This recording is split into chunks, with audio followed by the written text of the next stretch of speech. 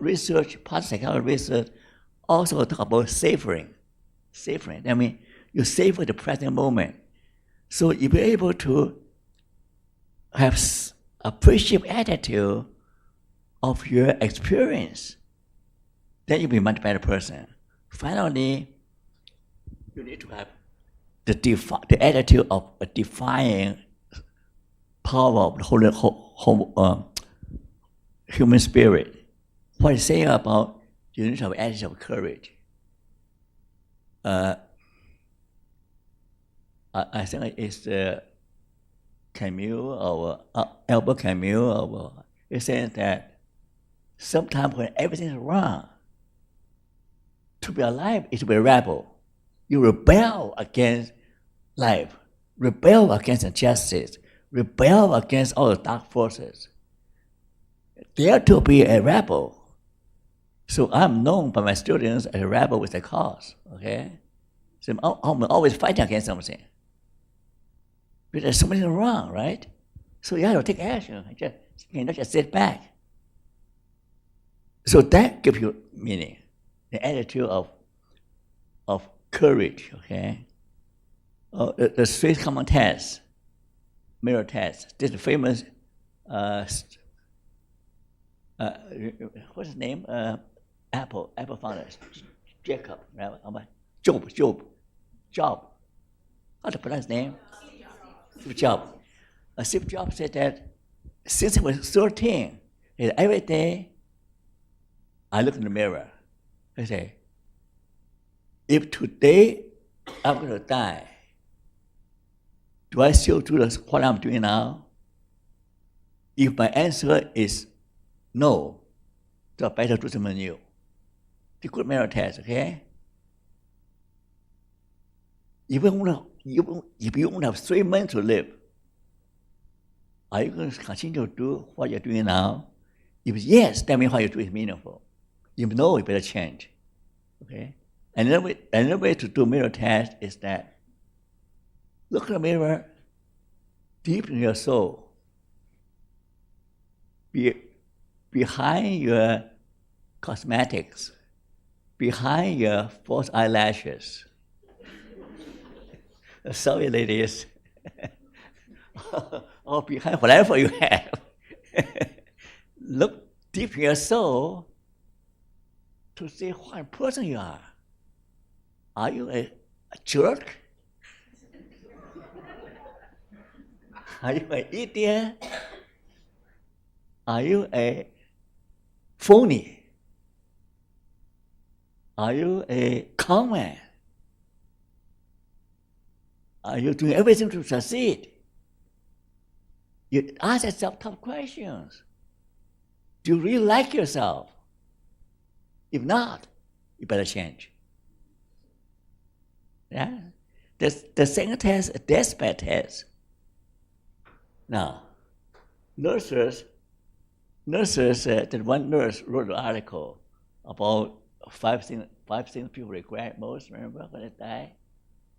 One of the regret is that, I wish I'd spent more time with my family. And then common regret, I wish I've done something that I always wanted. Okay, so therefore, deathbed test is a good test. Ask yourself, if you die now, do you have regret? If I die now, my only regret is that I didn't finish my work. That's why I work very hard. I work harder than you. I'm 82 with cancer. I work harder than most young people. Because I don't want to die with regret. Okay? Our funeral service. That is a test where I will ask you to lie in a coffin. People do that in death studies. Death studies. It's part of the training program. Lie in the coffin, and people holding a service for you. You hear people say things about you. What do you like people say about you? What do I say? After you die, what do you want to hear people say about you? Ask yourself, Do you want to be remembered as a stingy, selfish bum? A mean person? Or a generous, caring person? Why I was in Peterborough, I conduct a funeral service. I'm also an ordained minister, okay?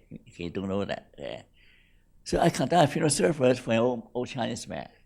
It's a restaurant. Amazing. On his funeral, hundreds of people from all over the world come, saying that when I was a poor student, this man helped me. One by one, they talk with tears. Okay, here's something.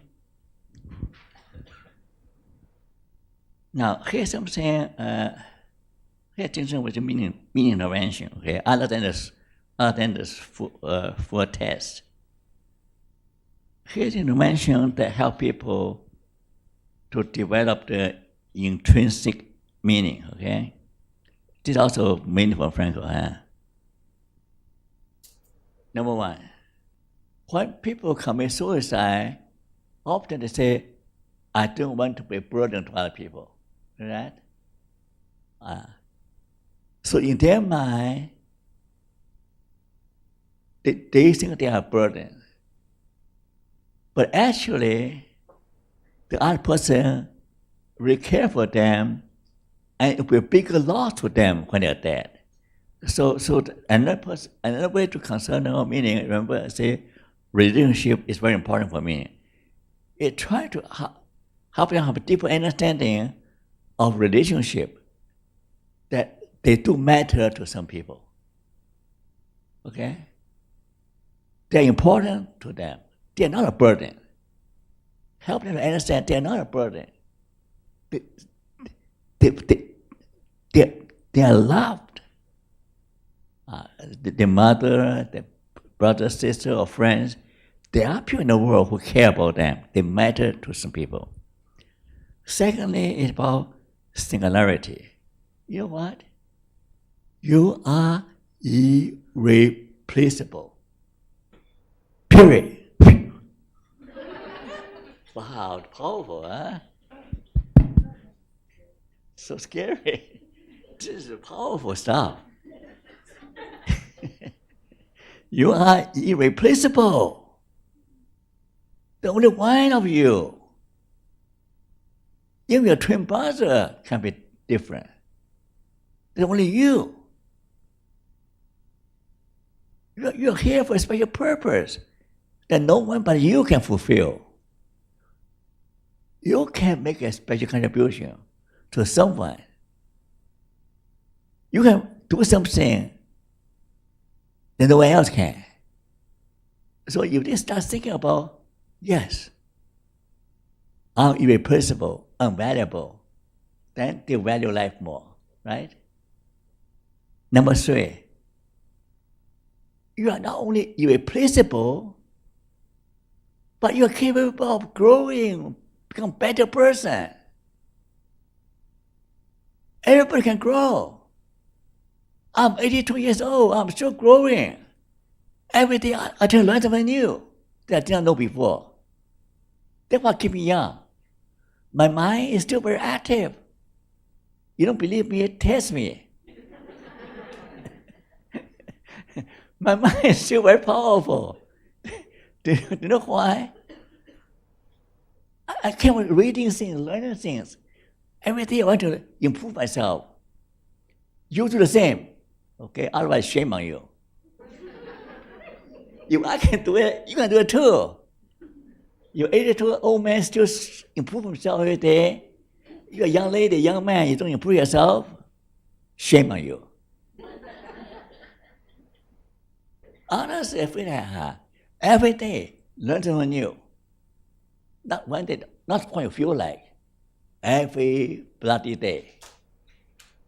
Put some money in your bank. In this bank. Yeah?